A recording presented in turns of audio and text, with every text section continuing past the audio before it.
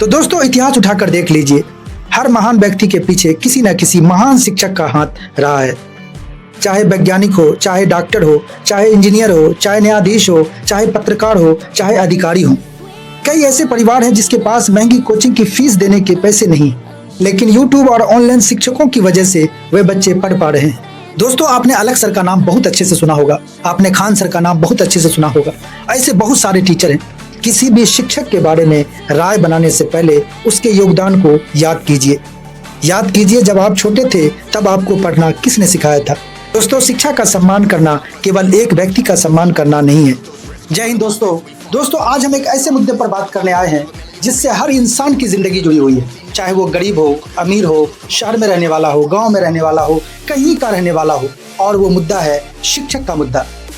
अभी कुछ दिनों से सोशल मीडिया पर काफ़ी न्यूज फैल रहा है कि एक न्यूज एंकर ने हमारे पूरे शिक्षक समाज को दो कौड़ी का बताया। मैं केवल एक बात कहना चाहता हूँ कि किसी भी समाज की सबसे बड़ी ताकत उसकी शिक्षा होती है और शिक्षा की सबसे बड़ी ताकत उसके शिक्षक होते हैं।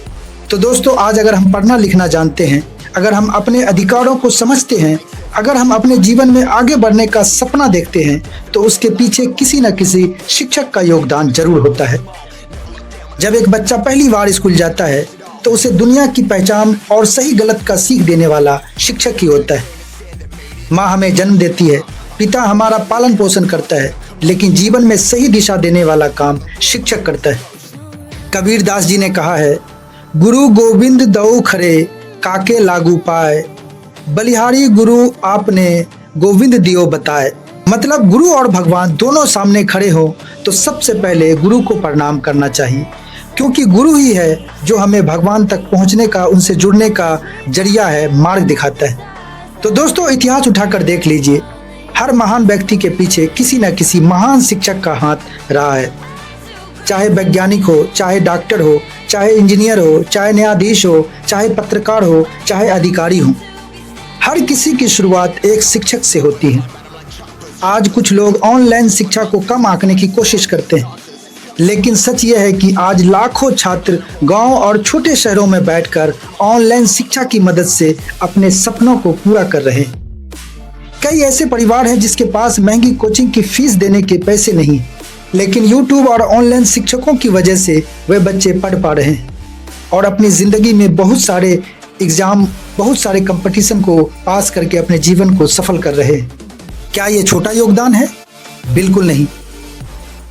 दोस्तों आपने अलग सर का नाम बहुत अच्छे से सुना होगा, आपने खान सर का नाम बहुत अच्छे से सुना होगा। ऐसे बहुत सारे टीचर हैं।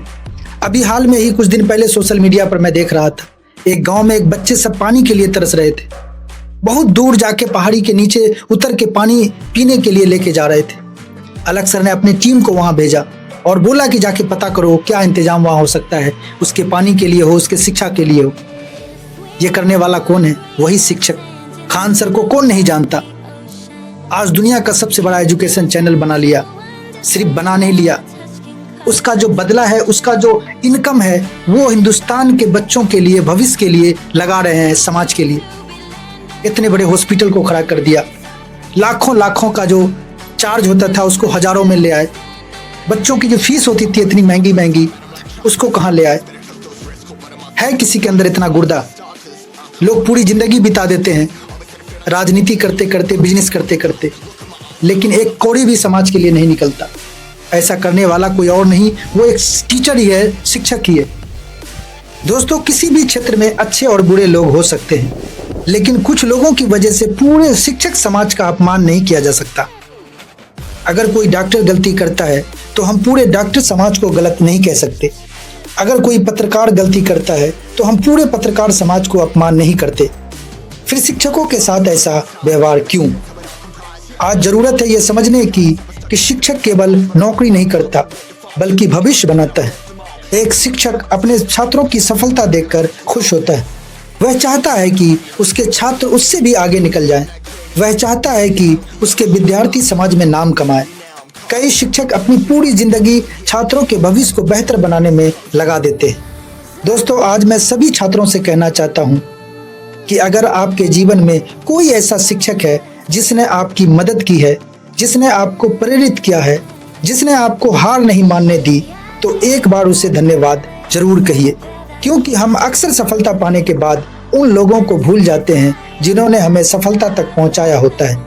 और मैं समाज के सभी लोगों से कहना चाहता हूं कि किसी भी शिक्षक के बारे में राय बनाने से पहले उसके योगदान को याद कीजिए। याद कीजिए, जब आप छोटे थे तब आपको पढ़ना किसने सिखाया था। याद कीजिए, आपको पहली बार कलम पकड़ना किसने सिखाया था। याद कीजिए, आपको जीवन में सपने देखना किसने सिखाया था। दोस्तों, शिक्षा का सम्मान करना केवल एक व्यक्ति का सम्मान करना नहीं है, ये ज्ञान का सम्मान है, ये शिक्षा का सम्मान है, ये भविष्य का सम्मान है। इसलिए अगर हम एक बेहतर समाज बनाना चाहते हैं तो हमें अपने शिक्षकों का सम्मान करना होगा। और आखिर में मैं केवल इतना कहना चाहूँगा, समाज की असली ताकत शिक्षा है और शिक्षा की असली ताकत शिक्षक हैं। शिक्षकों का सम्मान कीजिए, ज्ञान का सम्मान कीजिए और उन लोगों का सम्मान कीजिए जो अपने ज्ञान से लाखों लोगों का जीवन बदल रहे हैं। दोस्तों, आप लोग अपना ध्यान रखिए, अपने जीवन में बहुत मेहनत करके बहुत अच्छा करने की कोशिश करते रहिए। जय हिंद।